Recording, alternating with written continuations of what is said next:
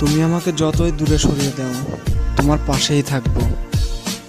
আমি ছাড়াও যদি তোমার অন্য কেউ থাকে, বাট আমার মনের দরজা তোমার জন্য সারা জীবন খোলা থাকবে, কারণ তোমাকে অনেক লাভ করি। প্লিজ আমাকে ভুল বুঝো না, একবার হইলেও আমার দরজায় এসে দাঁড়িও প্লিজ। কিসের কম ছিল আমার ভিতরে যে আমাকে ছেড়ে অন্যর হাত ধরলে? প্লিজ ফিরে এসো আমার কাছে, তোমাকে ছাড়া থাকতে পারবো না। I love you.